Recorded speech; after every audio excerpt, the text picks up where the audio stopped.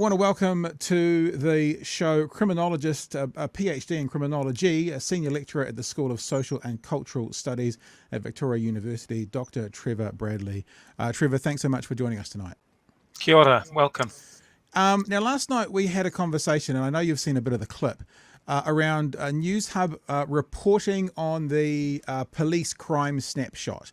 Now, the police crime snapshot, in fact, I pulled it up earlier, I'll go find it in a minute, basically says the police crime snapshot report that comes out talks about crimes being reported, victims reporting crime.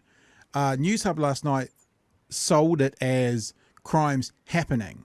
In other words, the crime rate has gone up significantly. We're hearing the national opposition at the moment act as well, talking about, this current government being soft on crime. And for those of us who are kind of plebs in the middle, who are hearing one thing from one side and different things from another side, and then reading something different, it's really important, especially this year being an election year, for us to know the truth. So we didn't take a position last night on whether crime was up or down.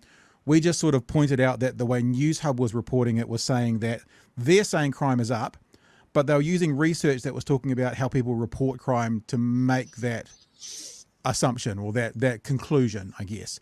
So I thought we should probably get someone on who's an expert and actually ask them the question, what's happening with crime in New Zealand at the moment? So there you go. I'm throwing you the ball, Trevor, and you can now fill in the blank bits for us to talk about crime in New Zealand. What do we need to know? Sure. Well, the first thing to know is that the recorded crime stats, the police crime stats, if you like, are simply a snapshot of crime, and they don't actually paint a comprehensive picture of crime per se.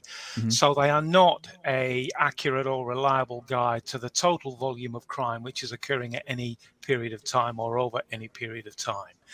What they tell us is more about what people are reporting to the police and what police are deciding to record, and therefore the types of offences that find their way into those records, into those crime stats. So on the one hand, the inspector you had on last night is correct. So whenever the crime stats show an increase, it actually is an increase in the number of reports presented to police. Mm-hmm. And then from there, the number of crimes that they actually record. But there's a huge volume of offences that are never reported to the police and therefore never recorded by them and therefore never find their way into that recorded crime statistic. So, like I said, they tell us more about what the police do and what is being reported to the police than they do about crime per se. Now, we have seen a spike in some types of offences over the last couple of years, particularly the retail type crimes, the ram raids and the aggravated robberies of dairies. There's no doubt about that. That's increased. That needs to be offset, though, against a longer term decline in the overall total picture of recorded crime. So, yes, both sides of the argument are right. And that's the problem with recorded crime statistics. They are inherently contestable. So we will get different political parties using the same statistics to paint a different picture. Right. So the Labour government, and it's in their interest, obviously, to talk about how well they've performed and how crime overall is trending downwards. And there are fewer appearances in court, fewer prosecutions, fewer convictions, and therefore a decrease in the prison population. While on the other hand, opposition parties are seizing on these temporary spikes, if you like, and saying, this is a reflection of a very poor performance by the government and that they're soft on crime and so on and so forth.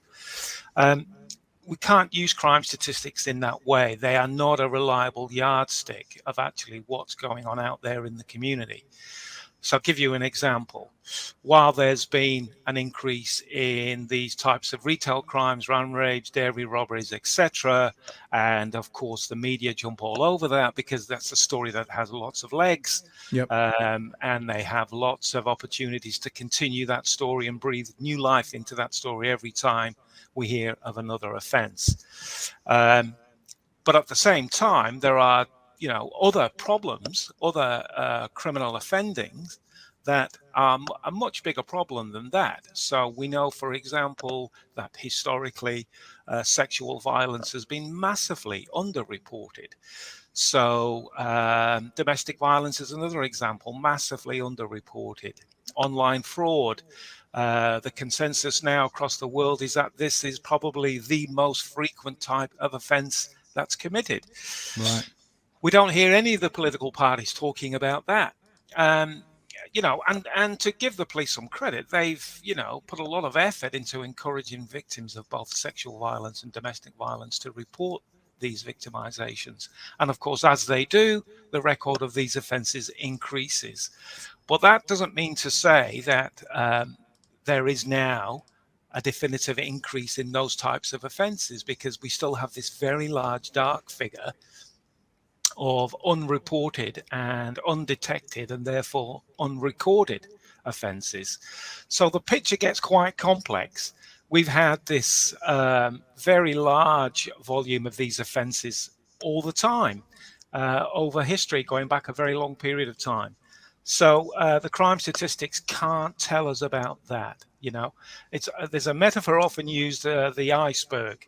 The recorded crime statistics represent the tip of the iceberg, but that volume of the iceberg, which is hidden from view below the surface, is what we refer to as the dark figure.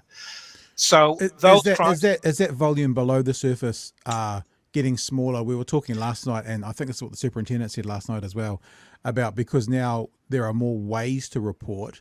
Yeah. Are there now more crimes being reported? Because I think my co-host Chewy last night said, in the old days, you'd either have to walk down to the police station, phone the local police station, or phone 111, and that was it. Whereas now there's several dozens, maybe, ways of connecting with the police to report crime. So is that kind of unknown? Is that, if there was a scale, is the percentage of unknown becoming less because there's more ways and easier ways to report crimes in this day and age? Well, it's very difficult to tell, actually, because we don't know what that total volume of the dark figure is or has been. You don't know what the unreported crimes are, so you don't know if that unreported crimes are lesser or more. Yeah, I mean, to use that old cliche, we don't know what we don't know. Yeah. But there are some ways of trying to get at that dark figure, and the New Zealand Crime and Victims Survey is an instrument that tries to do just that. So it will ask its respondents if they've been the victim of a crime, what type of offence was it, and then whether they reported that to the police. And what those surveys have told us over a long period of time in New Zealand and around the world is that they typically capture about 25% of the recorded crime statistics, capture about 25% of those offences reported by victims and reported to the police. So in other words, the police recorded crime statistics represent about 25 to say 30% of offences experienced by victims. So one in 3 to 1 in 4. So either 2 out of 3 or 3 out of 4 crimes are not being recorded. Yeah, and these are the offences that are reported by people responding to the victims survey. And that's a really important part of that survey. And that was one of the reasons they were kind of designed and established in the first place, to try to make some sense of the extent to which police recorded crime statistics represent the actual reality of crime. And of course, they don't. Sure, there's a lot more ways now to report crime, and it's easier, and one would think logically that therefore reporting has increased. But we still don't know, to what extent that is lowering the dark figure, because that's an unknowable figure. And that's the problem with crime statistics. Like I say, they are not a reliable yardstick. People assume, because they see these technical tables full of figures and they're broken down by offense type and they look very objective. People assume that it's much like counting the number of TVs sold every year, or the hours of sunshine, or inches of rainfall, or whatever. It's just not like that. It's very, very difficult to capture that comprehensive measure of crime. What you're saying is it's not a precise metric. The metric for measuring that is not precise. Like, for example, inches of rain is very precise. Yeah. So it's, what in criminology, we refer to these types of data as administrative data. So they tell us much more about the organization and what it does and what's being reported to it than it does about crime per se.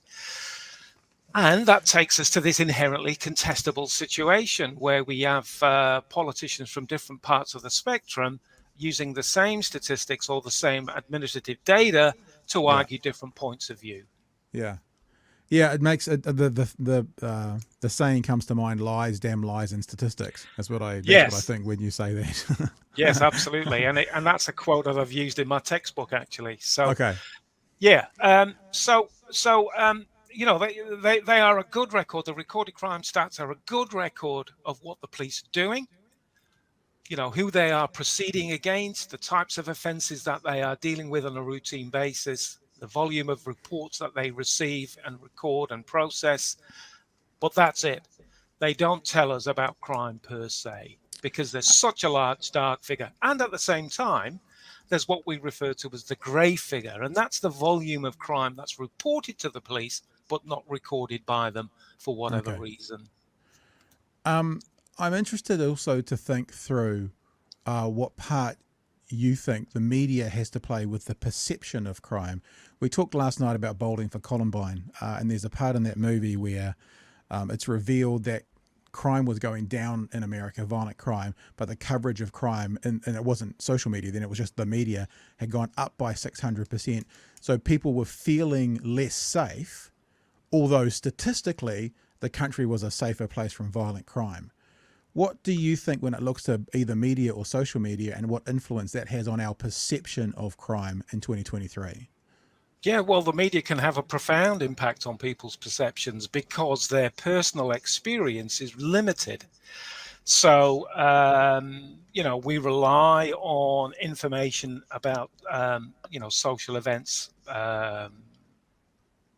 politics, the economy, all of those things. We rely on the media for our information about these things. And that's especially true about crime and antisocial behavior and so on and so forth, because it's so far outside most people's experience that that's the only information that they have to go on. And so if the media is focusing on a particular type of offense or a group of offenders, then we get the perception or we get the impression that this is the nature of the problem at the moment. Yeah. And I go back to an earlier point I said before, we have huge problems with sexual violence and domestic violence. We have huge problems with fraud. We have huge problems, much bigger problems than crime as it happens, with a range of harms which are not even legally defined as criminal. So environmental degradation, the growing problem of inequalities and inequities. We don't get the media focusing on these things because they are not what the literature refers to as newsworthy. Whereas crime is exciting, titillating, intimidating, and so we enjoy reading about these things. And on that point, it's no surprise that in our popular culture, crime is always up there on the top of the list of popular topics. So crime fiction, police procedurals, they dominate prime time viewing on television. Crime fiction now is one of the number one selling genres in fiction. Yeah. And it all plays into that fascination that we have with crime and criminals. The fact that most of them are wildly inaccurate is beside the point. We lap it up and we consume it in ever larger quantities. Yeah, the idea of if it bleeds, it leads. I've heard that for a very long time from the Absolutely. media world. Yes. Yeah. This is now. I guess I'm a little bit stuck still. So let me just repeat something back to you and see if I've got it right. Yeah. Because with this whole lies, damn lies, and statistics, basically meaning there was I think it's JFK, the Kevin Costner film, who talks about statistics or something, or research or science, and he says, science can prove that an elephant can hang off a cliff with its tail tied to a daisy, but we all know it's not true. In other words, they can manipulate the data to say whatever they want. But what I hear you saying is overall crime is trending down, and there are isolated areas where there's some spikes, like the ram raids, for example. Would that be a fair synopsis as to what you've sort of said? Yes, I think so. That's pretty much it. So the bigger picture, and again, we're talking about recorded crime statistics here, not crime in total, but the recorded crime statistics generally are trending downwards. If we look at the overall volume of offences captured by those statistics, they are trending downwards generally, but that general trend downwards is punctuated by increases in particular types of offences. And these are the offences which are very likely to be reported. So if your dairy's been burgled or robbed, if there's been a ram raid, these are obviously offences which are going to be reported, if for no other reason, for the insurance claims, because insurance companies demand that you have to report these to the police and have a police case number. So no, that's a very interesting point. That an obvious place for crime to be reported is one where you have a financial loss, as you say, because of insurance purposes. Yeah. Whereas sexual violence, domestic violence, some of these, what we call authorized frauds, especially online, these are not reported. The number of romance scams is increasing. The number of phishing scams and people losing money is increasing. People that won't report these for various reasons, but one of them is simply embarrassment that they were had. And so, there's a huge dark figure in that as well. Even though we are making a much greater effort now in New Zealand through CERT NZ and NetSafe and other organisations to try to capture as much of that as possible and try to equip people in terms of their abilities to resist or prevent these types of offences. There's also that element, and we say this a lot on this show, that your anecdotal evidence, your personal story, your lived experience may not necessarily be representative in the data. If you're someone who's had their shop ram raid, you have a very different perspective on crime overall than someone who's never experienced that. Data is cold, data is calculated, data is unemotional. Your personal story is the opposite of that. It's emotive. It's, for the correct reasons. It has emotion to it. It sells better on 6 o'clock news than the spreadsheet from someone like the Global Peace Index, for example.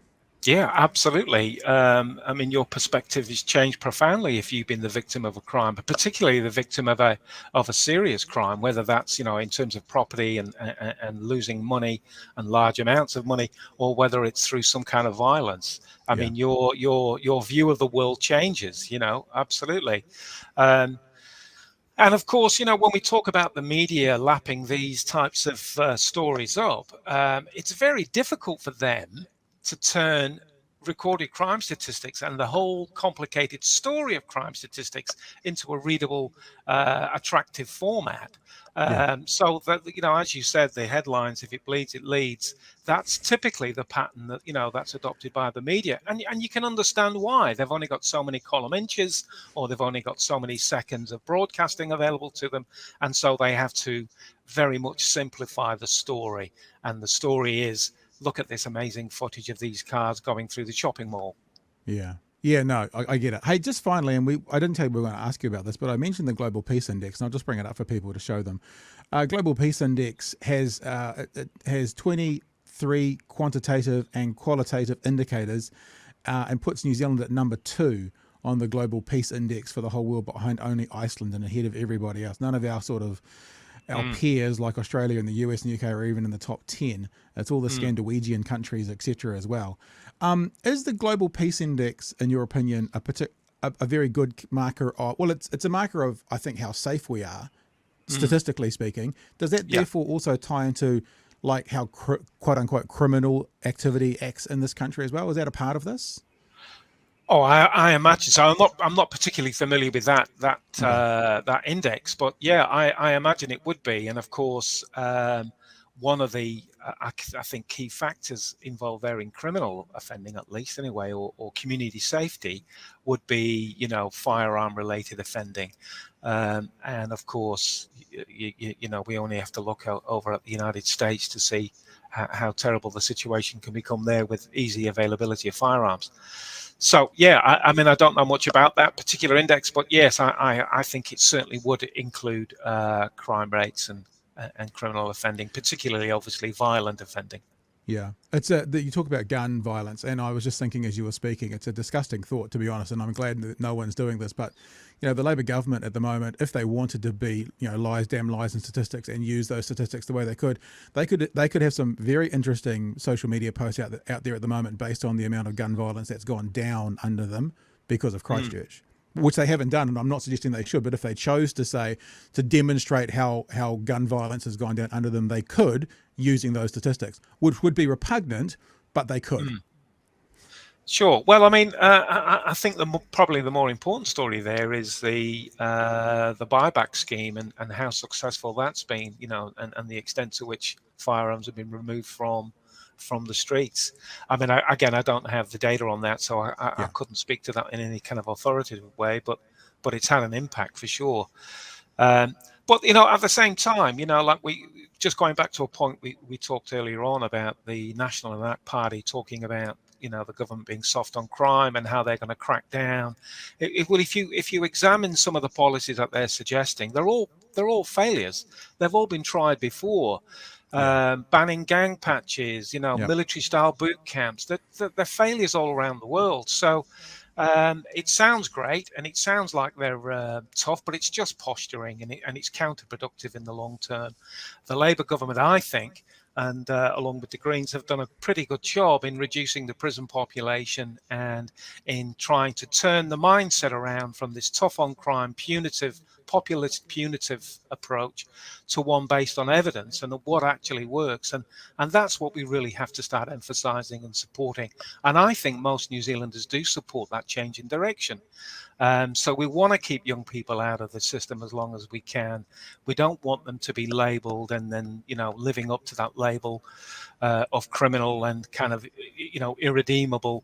And so the police need to be given some credit for their part they play in this in terms of their alternate supported resolutions framework, the informal ways of responding to offenders. So that's all good.